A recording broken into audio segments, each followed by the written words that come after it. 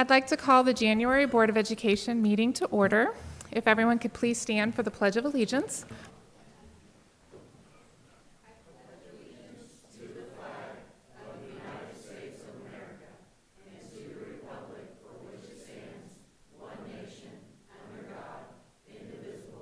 Center talent show will be taking place on February 7th from 5 to 7 p.m. The contest is open to all 6th through 12th grade students. Prizes will be awarded to the winners.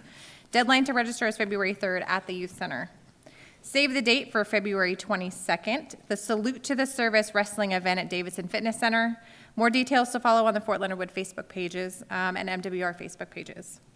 The next trout fishing derby is tentatively scheduled also for February 22nd. Date confirmation and flyers will be coming soon. And please note that there will be increased gate traffic over the next couple of days as we have several units holding graduations and family days, and we appreciate your patience at the gates. Just a reminder, we are posting weather delays and closures on the army.leonardwood.com Facebook page. Please keep an eye on for that for this snare. Thank you very much. I think we're all done with the winter, hopefully, we wish. Our consent agenda, I would entertain a motion. I'll make a motion. Thank you, Mr. Harn. Is there a second? Mr. Lane, thank you. All in favor, show of hands. Motion passes. Okay, our spotlight on education, the Career Center.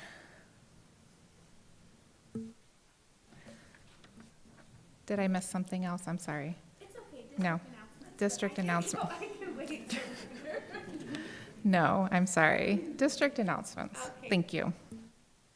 It's really cold out there, so it's just hard to warm up, right? Thank you, Madam President. First of all, I'd like to welcome the Career Center to this evening's board meeting. We look forward to hearing about your spotlight on education here in a few seconds. Just to announce, our JROTC drill meet will be held on January 25th at the high school. The Waynesville Career Center open house will be held January 30th from 4 to 7 p.m. Our Love of Reading Week will be held February 4th through the 7th. There will be no school on February 17th in observance of President's Day. Our high school court warming will be on February 18th between the boys' basketball games. And I'd just like to take a minute to thank our maintenance and transportation departments during the last cold weather days.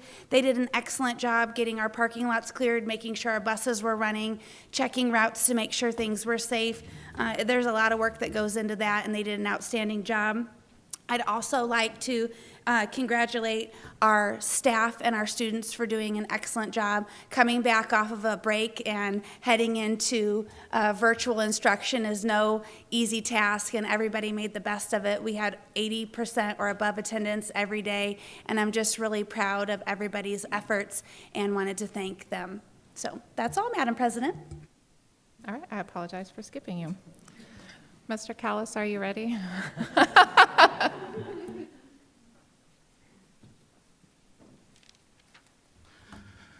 Thank you, Madam President.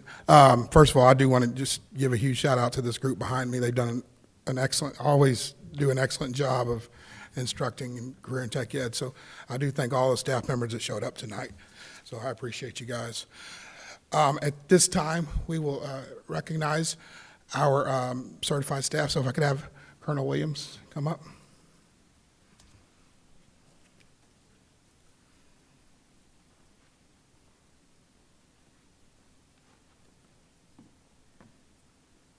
Good evening. So if you know this person, you know she's going to be very angry, but I was asked to do this, and there's nothing more I'd like to do. We're going to recognize First Sergeant Megan Faddle tonight.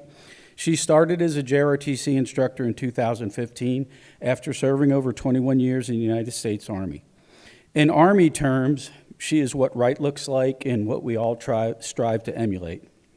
I know we say this word a lot, but she is actually a quiet professional.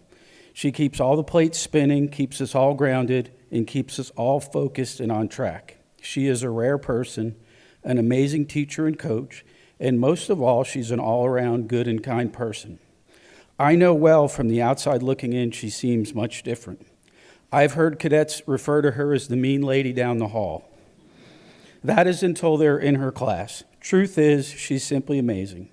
Her cadets adore her because she sets high standards and enforces them, but more so because she cares deeply and gets the best out of every student and cadet. If you are lucky enough to really know her, you will not find a better teammate or a more committed teacher who makes more of a difference every day. We are lucky to have her on the WCC and the Waynesville Tiger team.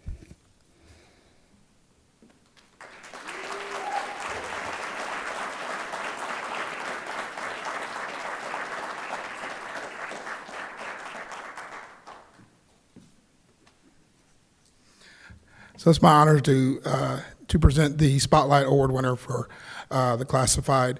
And as you mentioned earlier, all the work that custodians and maintenance did, it's no surprise that this well-deserved award goes to Ryan Fitzsimmons. He is the epitome of hard work, positive attitude, just goes about his job, never complains about anything. If there's something bothering, he doesn't show it. I cannot highlight enough of the job he did over the past couple of weeks getting the building ready after the winter weather. He ended up doing quite a bit of this on his own, as we had others that could not make it in. There was no doubt he was our overwhelming winner by the staff for our classified, Ryan Fitzsimmons.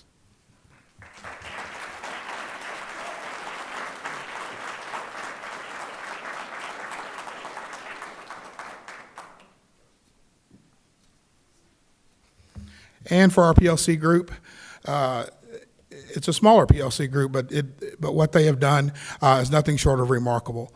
Our PLC group is our Health Field PLC. This consists of our health science teacher, Mrs. Williamson, and our LPN staff, which is Mrs. Stark, Mrs. Beal, and Mrs. Miller. They have used of strategies to complement each other. They set high standards and meet them. At semester, our high school health science class achieved 100% on their CNA, which will reflect in the next IRC next year. And our LPN students must maintain an 80% to stay in the program for adult nursing. This requires a lot of work by the staff to constantly check weekly dates and intervene in size with students to help them be successful and stay in the class.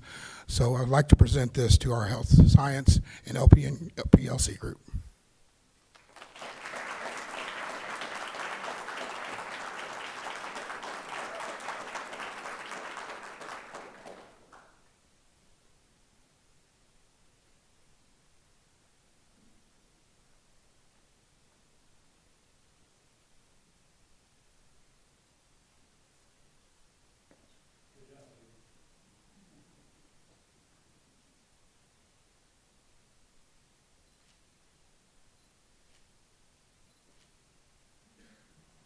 Congratulations to all.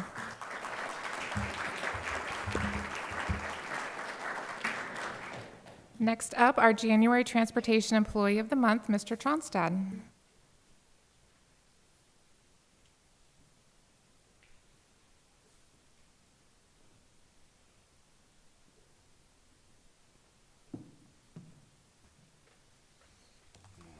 Good evening.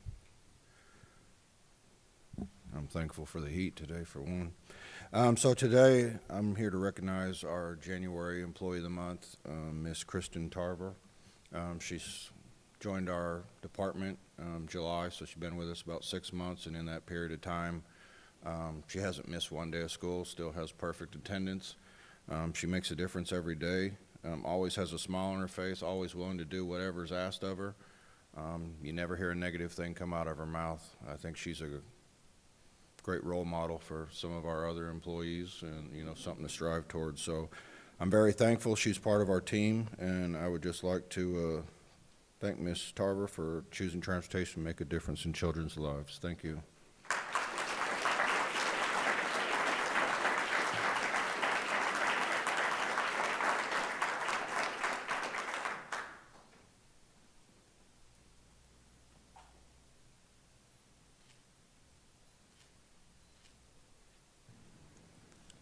All right, next up, we have our Best of the Best recognition, Mrs. Bales. Thank Thank you, Madam President. It's my honor tonight to present our building principals with our Best of the Best plaques. All of our elementary schools and middle school were recognized by the U.S. News and World Report top one, and our high school is top 100 in the state. I do want to remind everybody that career centers and pre-K are not recognized, or I'm sure they would be up here too. However, when we celebrate, all of our staff will be receiving a warm breakfast, not this Wednesday, but next Wednesday for PLC, because this truly is a reflection of all of us, from transportation, custodians, pre-K, career center, teaching staff, everybody, to have our school district succeed like it does. And so I just want to thank everybody, and this is truly a celebration for everyone tonight. So first off, I'd like to start, and Mr. Henson is going to come up here and help me pass out. First up, we have Miss Mitchell and Mrs. Schultz from East Elementary.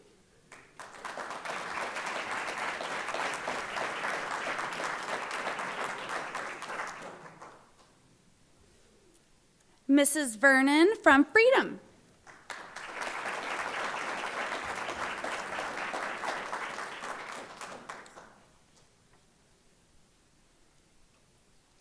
Mrs. Justice from Partridge.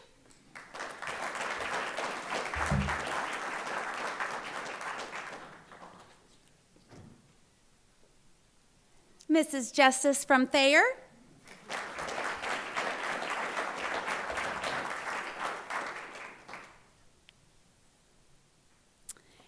And Mrs. Hedrick from Wood.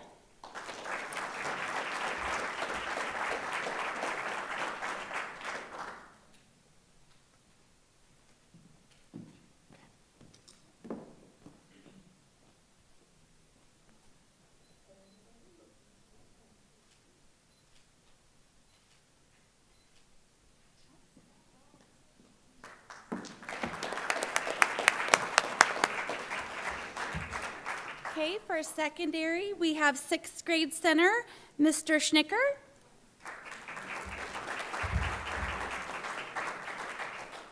Waynesville Middle School, Mr. Vernon.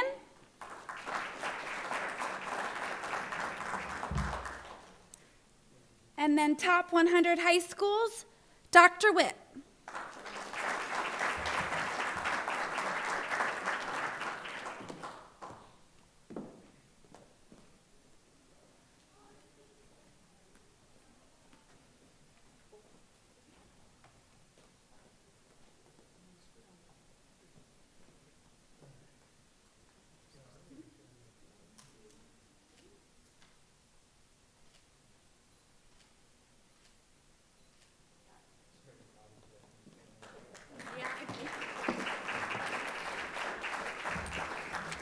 And lastly, I'd just like to end by thanking the school board. We couldn't do this without your support, guidance, and encouragement each and every day. So thank you.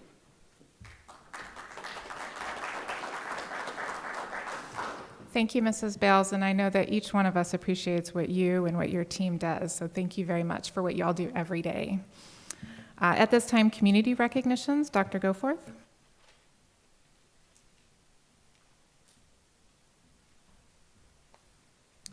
Thank you, Madam President. This month, the district would like to recognize Pastor Travis Patrick from the St. Robert Assembly of God Church for their donation of $6,048 to support our Snack in a Pack program. Thank you for your donation and your continued support of Waynesville School District.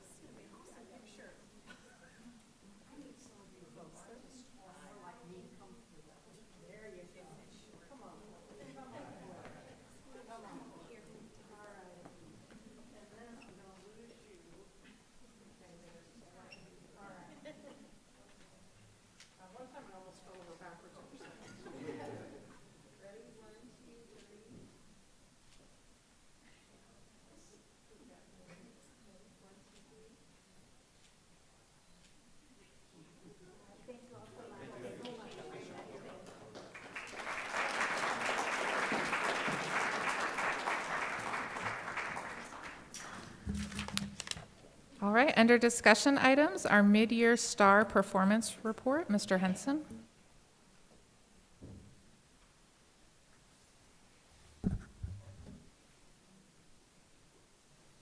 Thank you, Madam President. So good evening. Tonight, I'm going to share the data for our mid-year STAR performance report in the areas of reading and math. These assessments are nationally normed benchmarks and are utilized to monitor student growth and to guide instructional planning as the year progresses.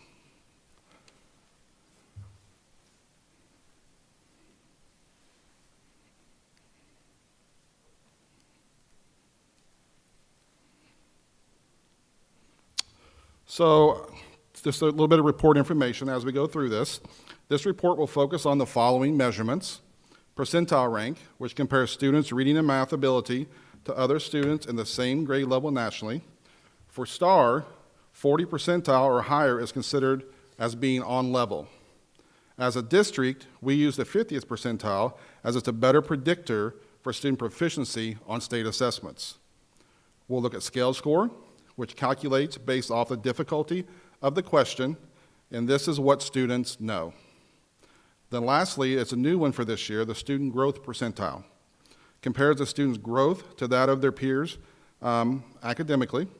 A student who scores 50th percentile exceeds the growth of 50% of students nationwide in the same grade level with similar achievement history.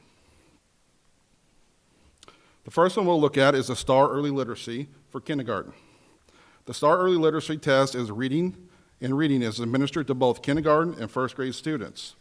Our overall proficiency rate increased by 18% as a district from the fall to the winter assessment. The use of science of reading-based instructional strategies is believed to have contributed to this growth. Next, we have STAR Early Literacy for first grade. Our overall proficiency rate increased 5% as a district from fall to winter assessment window for our first grade classes. We saw significant gains at Freedom, Partridge, and Thayer. The STAR Reading Assessment is given to students in grades 2 through 10. Growth was made in all grade levels and the number of students scoring at the 50th percentile or higher in reading. This chart shows the percentage of students meeting the benchmark at each of our elementary buildings.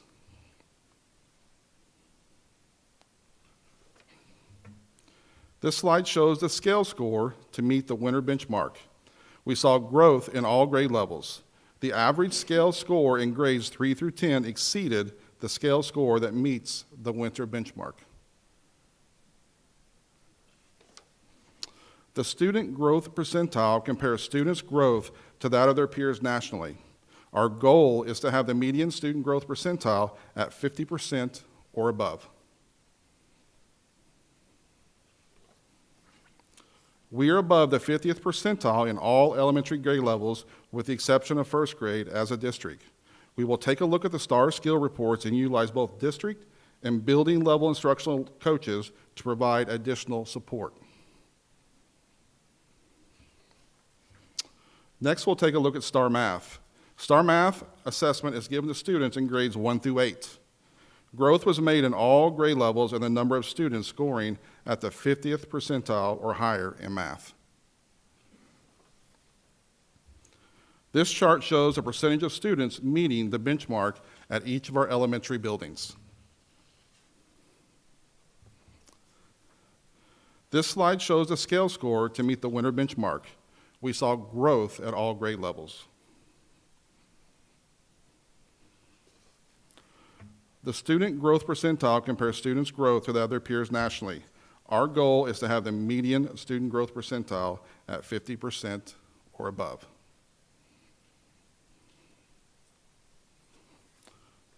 We are above the 50th percentile as a district in all elementary grade levels with the exception of first grade. The data in this report is monitored at the collaborative team level, building level, and district level and is used to make adjustments in the instructional planning, pacing, and interventions. Are there any questions regarding this report? I do have one, Mr. Henson. Yes, sir. It's some amazing data that's available to the district, and to be able to, effectively intervene and provide direction where it's needed.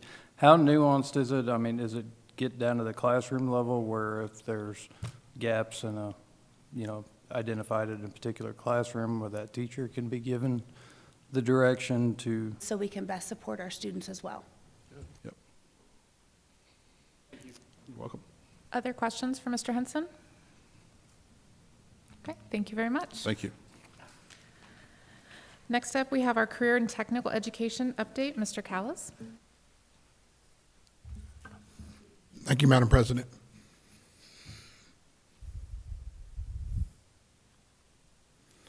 So, real quick, just to go over the goals, I'll read these real quick. Preparing students for career and post-secondary pursuits by providing relevant learning experiences. Develop a rigorous set of learning standards, assessments, and instructional techniques to enhance learning for all students, and facilitate professional learning opportunities to support curricular and instructional initiatives. What I would boil this down to is we really give our students options. They're ready for the workforce if they so choose. They're ready for a tech school, 2-year school, 4-year school, or the military when they leave, and that's all of our classes. I would like, every course except for personal finance is a choice at WCC. So recruiting is essential for our classes to make. And if you look, we've conducted at this point, we have conducted all of our tours and all of our recruiting events. We have not done our interviews yet. We are hoping that some will come to the open house that we'll have on the 30th. I would also like to thank Dr. Witt in the high school, because last week we were able to get all of the sophomores through our building in 3 days. That meant they got to tour half the building one day, the second day the other half of the building, so our teachers could still get a day of instruction. And then the third day, students, even if they choose not to go to WCC, got to pick 2 programs to visit for anywhere from 15 to 20 minutes, depending on how long they had left when they came down to us. These events are huge, and Dr. Wood has been a proponent and supporter of ours, and I can't thank him enough in the high school. As you can see here, these are the IRC results. They fluctuate from year to year. You could have anywhere from 3 students to 18 students taking an IRC.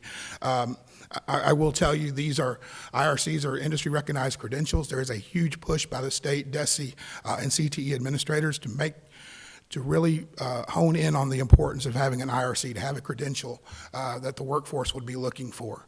They're constantly adding rigor to these, trying to make these bigger for communities and bigger for industry, to realize if it's important enough for us to evaluate our students on. These are kind of our map tests, and that's the way we view them. We'll take these at the end of the year. But there is a significant push. We definitely see that in the CTE community, to push these IRCs and to make them a huge deal to employers or even to secondary level education. And it said there's fluctuate. We are happy with our results. This is the higher results we've had in 2020, and that kind of data is a little bit skewed, but really since 2018. We do run the Fort Leonard Wood internships out of our building. We took a drop in number of students. We were at 8 last year. We were down to 4. However, we talk at Fort Leonard Wood, the people in charge of the internships are planning on coming and visiting the high school. I really think when students find out what opportunities are available, that number will increase. We just got to get word out, do a better job of that. But we have 4 this year. We have 2 at Davison, and we have 2 that are interning out of the airport. And you can see right there, that picture was taken right before Christmas. One of those students was able to actually get up and do an airplane. And then if you'll look, obviously this is a number we're proud of and speaks a lot to our LPN department and their instructors, but we have completed our 6th straight year of 100% pass rate on the NCLEX exam. I know this was a huge point with the board several years ago. I'd also like to say the job placement is at 90%. That almost always goes to 100%. This data is taken at the time. As data's collected at the time we put this report together, almost all of those go to 100%. What questions do you have for me?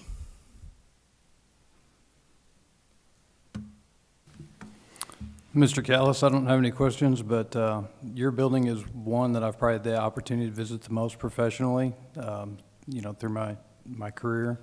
And it's always a joy. The staff that you have at the WCC is absolutely amazing. And the work. Thank you, Madam President. The following evaluation indicators are presented for your review as a consideration as a first reading. Elementary is 1.1 and 3.1, secondary 2.2 and 5.3. Administration will request approval at the regular February Board of Education meeting. All right, thank you, Dr. Goforth. Next up, we have our MSBA policy and procedures updates. First read, Mrs. Bales. Thank you, Madam President. Administration presents the following policies and procedures to the board as a first reading. These policies and procedures were run through our TABS committee. Comments and/or suggestions will be accepted through the February regular board meeting where administration will ask for approval and adoption. All right, very good, thank you. Under action items, we have budget revision. Mr. Harrison.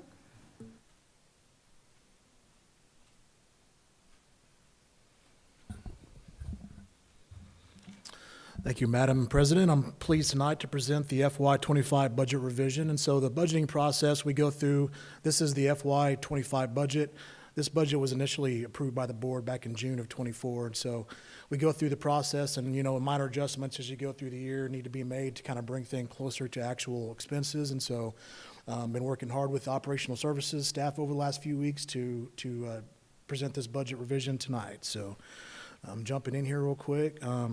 As we go through and develop the budget each year, these are the goals that we look at. And so, the district has a vision and mission. And so we look to make sure that our budgetary goals align with that, as well as we want to maintain competitive salary schedules and quality employee benefit package. Then also, we want to make sure that we plan for the future with consideration of student needs and student population in mind. And then also to make sure that we're addressing any current facility needs. Those are the things that we kind of keep in mind and look at as we're developing the budget. This is the FY24 budget here. So you may wonder why I'm presenting the FY24 budget. And so back in December, the auditor came and presented the audit on the FY24 budget. And so it's kind of an open document until the auditor does the audit on it. And then we go through and we make our final adjustments to the ASBR and submit that to DESE. And so this here represents the final FY24 budget as it was closed out and ended. So as you can see there from an operations standpoint, which is our incidental and teachers fund, we started off the year with about $22.4 million. And then when you look at the receipts and expenditures, we ended the year with about $24.1 million. Which going into FY25, that $24 million operating balance represents about a 30.62% reserve balance. So sitting pretty good from that standpoint. Then if you look at our capital outlay, so that's all of our big construction projects and capital expenditures, started the year with about $41.3 million and ended with about 56.5. Then you look at the total column, so all in all, this is the operations and capital combined together. Started with about $63.7 million and ended about $80.6 million. And so that's the ending snapshot of FY24. Jumping into FY25 revised budget here. So these go through and kind of break down the revenues as they're represented here tonight in the revised budget. So as you can kind of see there, local revenues are mainly made up of local taxes and then also a Prop C revenue. But there is also a component here that involves our investments that we make with our capital money that's stored in our different investment accounts. And so as you can see there back in FY24, that took a pretty big jump, and that was because of the really good interest rates and everything that we had. And projected right now to end with about $24.3 million total. But that could all, change depending on the economy and the interest rates and how that does for the remainder of this fiscal year. State revenues, anticipating from last year to this year increasing up to $40.4 million. The state budget is made up of the basic formula and then a few other miscellaneous things there, but mainly the basic formula. And the reason for the hike there, the state made some adjustments this year to the SAT, which is a student adequacy target, and that is basically the amount of money that the state gives each school per student. And so in FY '24, that was $6,375, and it went up to, in FY '25, up to $6,760. And so we, that's kind of where we're projecting around the $40.4 million mark there. And so, moving on to federal revenues, and so our federal revenues are majorly made up of impact aid dollars, which we have a lot of discussions about. And we always, conservatively budget those amounts each year due to kind of to the volatile nature of that. And you never know, you might get a FY '23 payment and FY '24. And so we always, purposely conservatively budget those. And so looking at FY '25 there, I would anticipate those numbers to be closer to the 23 or 24 mark at the end of this year. But I will provide an update on that as we have more information as well. Jumping into the expenditures here. So first off, just kind of a breakdown of the main categories of our expenditures. And so as you can see there, salaries and benefits make up the vast majority of our operating expenditures. All in all, about 82% of our total operating budget is spent on salary and benefits.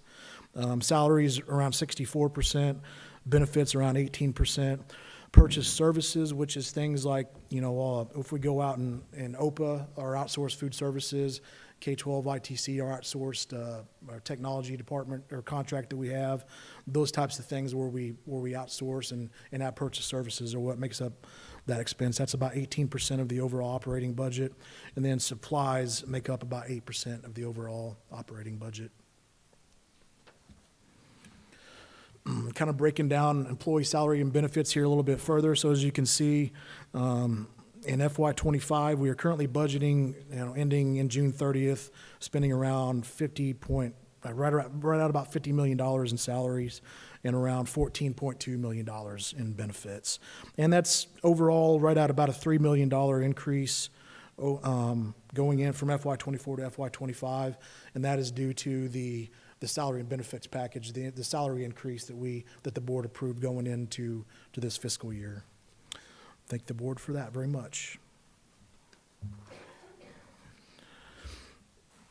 Breakdown of purchase services here. So as you can see, our purchase services, our projected amount, it gradually increases over the year, and you'll see this trend across pretty much every district in the state of Missouri.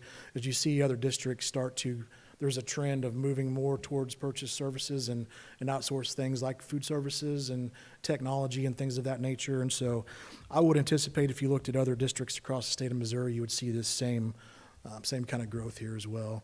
But ending in FY '25, currently we're projecting to spend right around $13.7 million overall in purchase services. Our food services expenditures projecting to end around $3.3 million in FY '25. You can kind of see there was a big hike in 21 and 22. That has to do with during COVID, there was a lot of grant money coming down from the federal and state level that was given to districts to go out and provide a lot of additional food. You may recall we were going out on buses and taking foods out to communities, and so that kind of represents that hike that happened back during COVID. Now we're kind of back down more where we expect to be, and so as you can see there, it's pretty level over the last 3 years, and as of right now, we're projecting ending around $3.3 million in expenditures on food services. Transportation expenditures, we're projecting to end around $6.5 million this year, and transportation expenditures can vary from one year to the next, depending mostly on how many buses that we have to buy going in from one year to the next. But as of right now, we're projecting to end spending around $6.5 million in FY '25. Capital project expenditures, you'll see the big jump there, and that we're projecting ending spending around $29.6 million there. That is made up of, we're pretty heavy in a lot of capital projects right now. We have Liberty Elementary that we're currently working on and have a lot of projected expenses coming up until the end of this year, as well as our big WHS HVAC project, and then also admin renovation. There's others mixed in there, but those are the three big ones that are causing that projected number to spike there. Lease purchase agreements, this just shows kind of we only have one remaining current lease purchase agreement that we're paying off. This was original funding for the Freedom Elementary project. It's been refinanced a couple times over the years. The most recent time was back in '21, and this slide here shows the remaining kind of schedule, right around $1.4 million each year, and then FY29 is when we're projected to have that completely paid off. Overall district expenditures, when you put operating and capital all together, looking to spend right around $114.4 million in total. And again, you'll see the spike there, and that's due to mainly those capital projects that I spoke of earlier. So similar snapshot here to what I showed in FY24. This is how we are currently projecting FY25 to end on June 30th of this year. Looking at operations, which is the incidental and teachers fund, we started off the year with that $24.1 million that we ended FY24 with.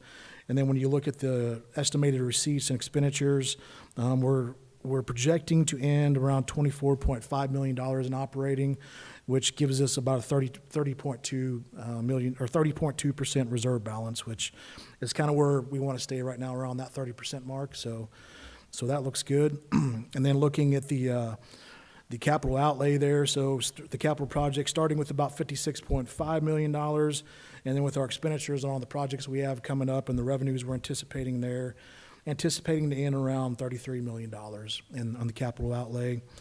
And then some of the other ones there, the district, the activity, the food service, those all get rolled into operating. But just kind of looking there across the board, mainly the food services one there is the biggest one, but anticipating about $3.3 million of revenues and right around $3.3 million of expenditures as well. The total starting off around $80.6 million, about $92.4 million in revenues, around $115 million in expenditures, which puts our total ending balance in FY25 around $57.6 million. Some highlights here. Some of these already kind of talked on, but I'll just kind of recap here real quick. State revenues increased significantly this year, and this was due to that SAT increasing, as I mentioned. And then also the state reduced the free and reduced lunch threshold. So basically the effect that has is that it gives more weight to the students that are free and reduced lunch. And so in effect, in return, the more free and reduced students you have in your district, the higher your weight's going to be. So that had a positive increase for the district this year, where we were able to obtain more state funds because of that. And then also just kind of a side note here, and so going into FY26, which is next fiscal year, the state is looking to increase that SAT again from 6760 up to 7145. So as long as the state revenues and their balances hold out, which we never know how it's going to turn out, but as long as that holds out, and everything that I've heard so far says that everything looks good, and that's what they're anticipating. So that would be another significant increase in state revenues going into next fiscal year. But I will keep the board updated as I have additional information on that as well. And then another kind of highlight there, local revenues could fluctuate over the next 1 to 3 years depending on economy and interest rates. We're in kind of a pivotal time here, and a lot of things are, in kind of in flux state. And so depending on how that goes over the next 1 to 3 years, we could have some fluctuation in our revenues and expenditures due to that. And, another kind of celebrating point here is we remain B2 eligible for FY25. And so just take another opportunity to thank our community and our patrons for the support they had back in April of passing Proposition 2. So thank you very much for that. And with that, I would turn it loose for any questions. Questions for Mr. Harrison?